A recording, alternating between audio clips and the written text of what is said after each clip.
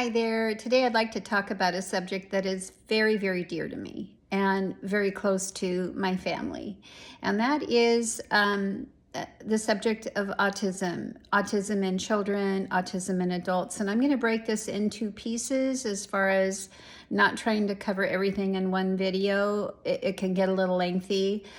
But I just wanted to share my experience as, first of all, a grandparent of a child who we became very concerned was on the spectrum. And I say that kind of almost in humor now because so much has happened and so much has been given to us with this little boy. But I want to start back at what I will call the beginning of an awareness of what I call the autism suspicion. And this little particular boy, I'm going to call him Joe, arrived into the world. He was a big baby. He was healthy. He was full term. He has an older brother, and mom was healthy. And he was everything that the stereotypical autistic spectrum that they talk about with babies and children wasn't. He was cuddly and calm, and he loved to make eye contact, and I would rock him and he would just gaze up into my eyes, and he was just like a cool drink of water when you were stressed. Just sit down with that baby, and he just loved being held. He was cuddly, loved to be sang to, and just so content, just such a content little boy. And I realized at around, I think, about 14 months that there were some things about Joe that I was a little bit concerned about. And he was delayed in his crawling, didn't seem motivated to do that. He didn't respond to his name. He heard us. His hearing was fine. And he interacted. He really was, like I said, he was very affectionate, loved his people, but didn't feel a need to do that and to respond. And one of the things that he didn't do is he wouldn't point to things. He would take my hand or his mom's hand and have it reach for the item. He would take our hand and have us try to get it for him, which I learned later on is because they don't believe that communicating to you is the way to get what they want.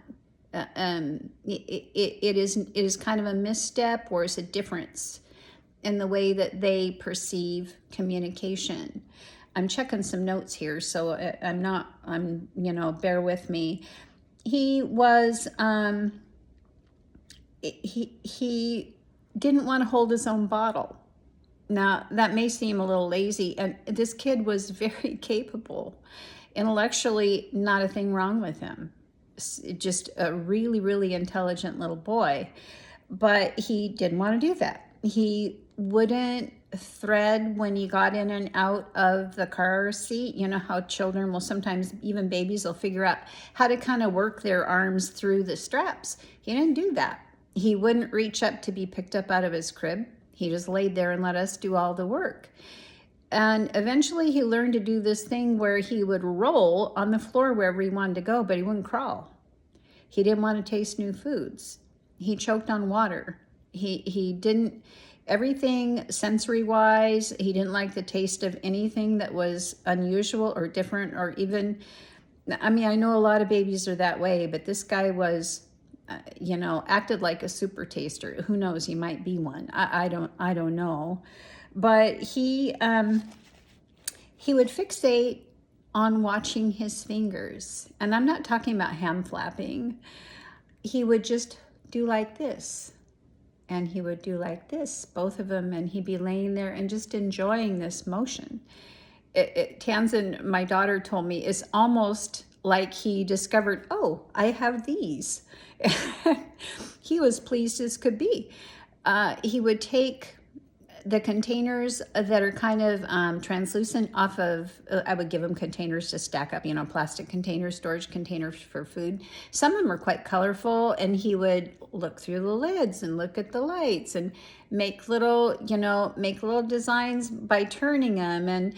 And it kind of dawned on me at one point when he was about a year old. I had a string of, they were plastic, but they were a string of ornaments that were all looped together. And that baby, he played with them and played with them, kind of wrapped them around himself, laying there on the floor. He just thoroughly enjoyed that. He would crawl, when he did learn to crawl, he would crawl into his bedroom, and my daughter would go in there and see him sitting on the floor in the bedroom facing his bookshelf, just looking at it, just looking at it and studying it. And this would go on. He'd be in there for 45 minutes or an hour, and she'd check on him, but he was just content to examine those colorful books. Didn't take them down, just looked at them. And now he played peekaboo. He would, if I hid things under the couch cushions to just sort of test him a little bit, he would watch me do it, and then he'd go and get it out. He loved looking at himself in the mirror. That was a really big deal. He just made all kinds of faces and carried on.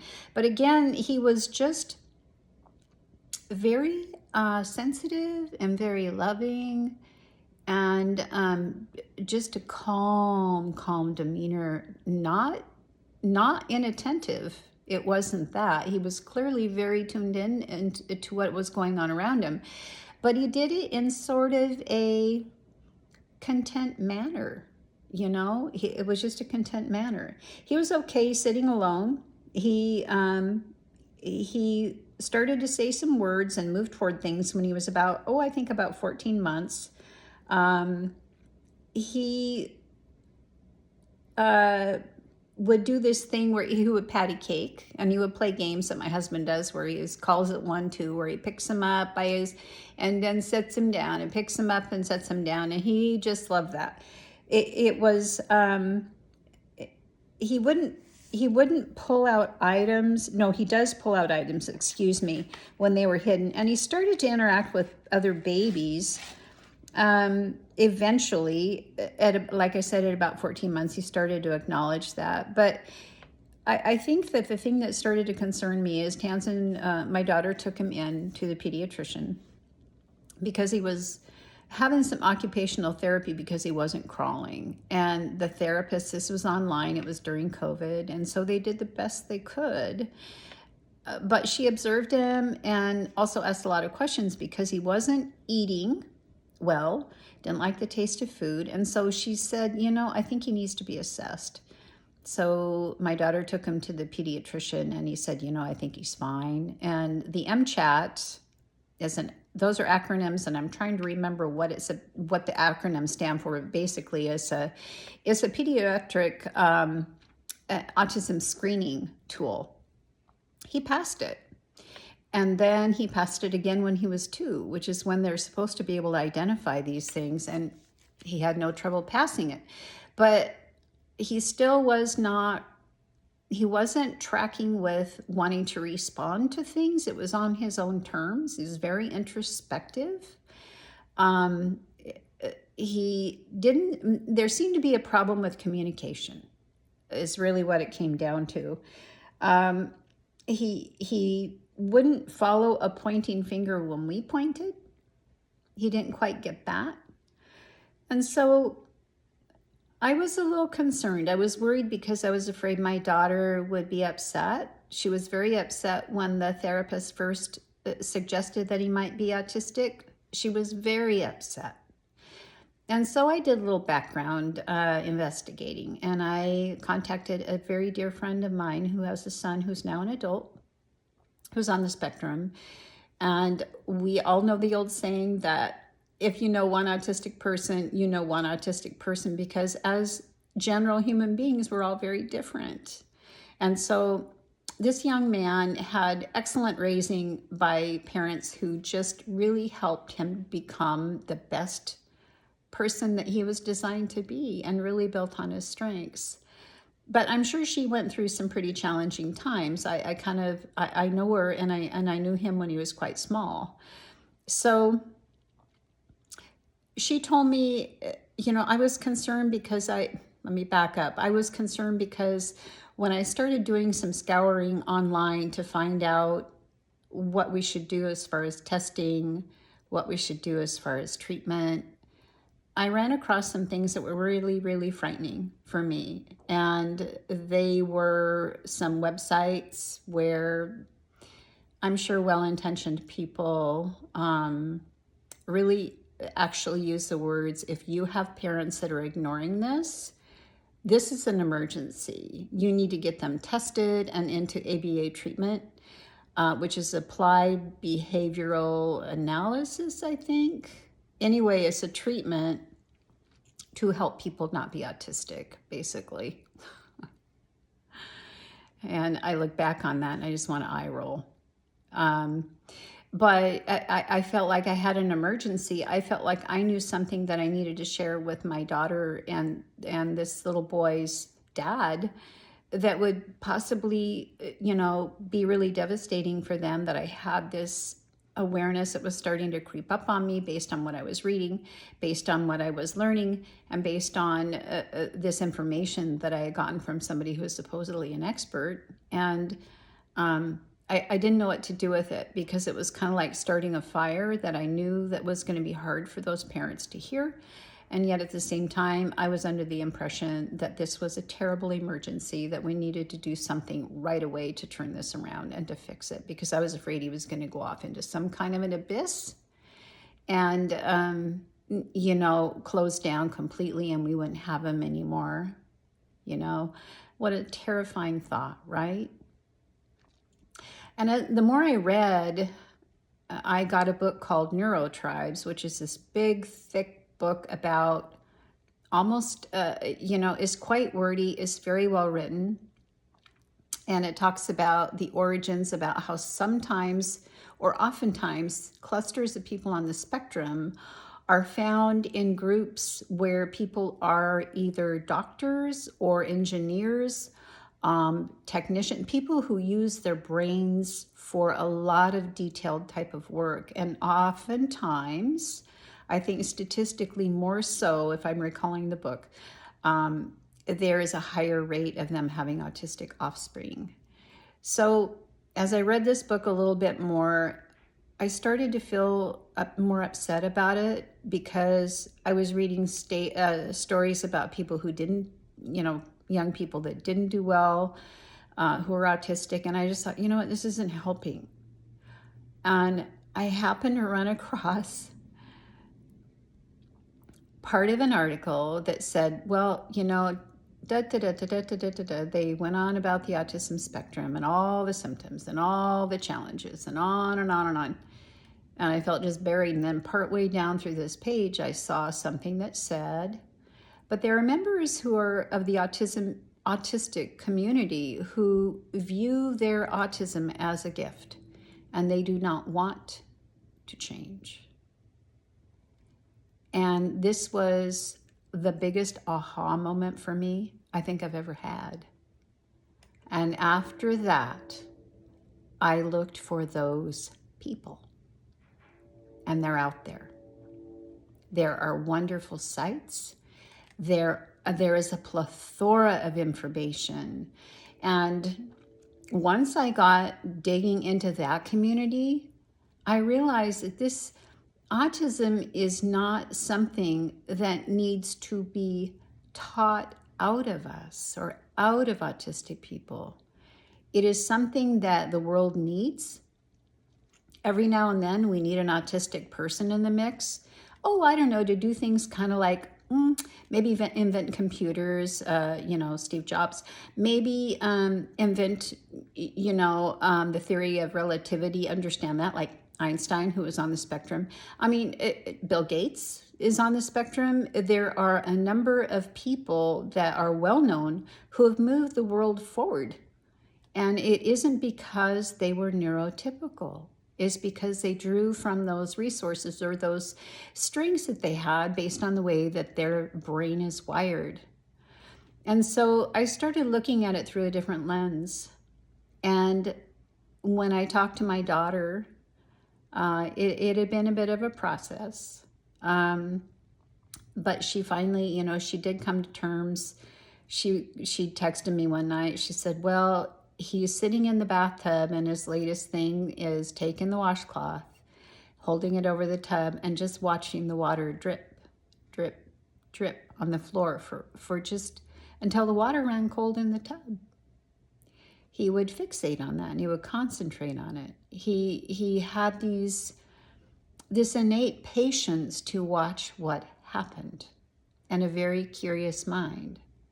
So when I started digging around and really researching more about autism, I also heard somebody say once that once your grandchild is diagnosed, remember that this is the same little boy or little girl that when you took them in that room for their diagnosis, you're walking out with that same little girl or little boy. You already know them.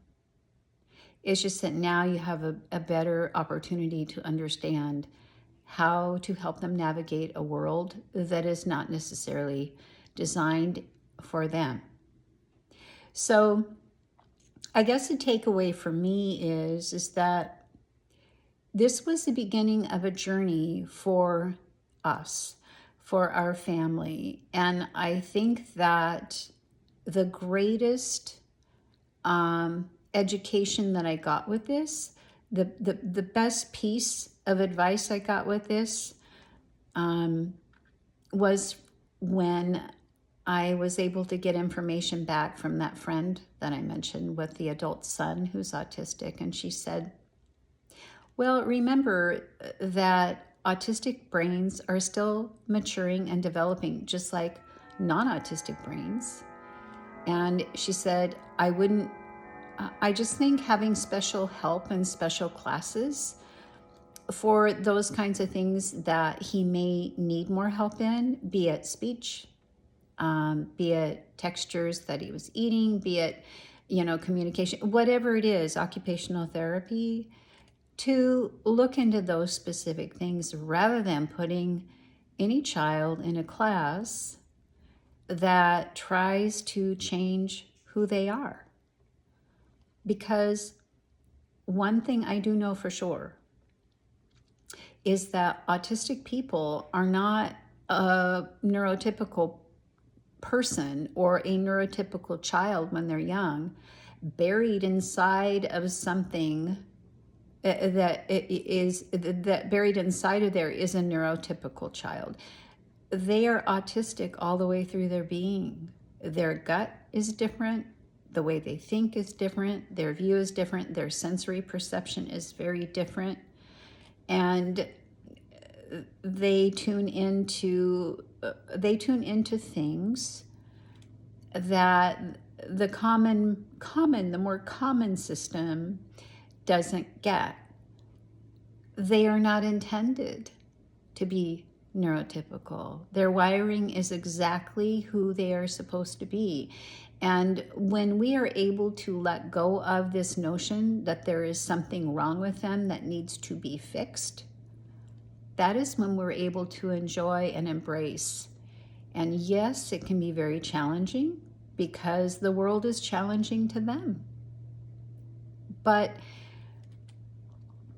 if you are in a position where you're starting to have the autism suspicion about one of your children or grandchildren, don't be discouraged. Just, try to work your way through it with an attitude that is, this will be an interesting journey. And if I can get this child to develop fully in the way that they were intended to, then, this person has a great deal to bring to the world, potentially, right? Anyway, more to come. I just wanted to share that first part. And ultimately, this little boy has definitely shown us that he's autistic, and he has definitely brought great joy. Have a good day.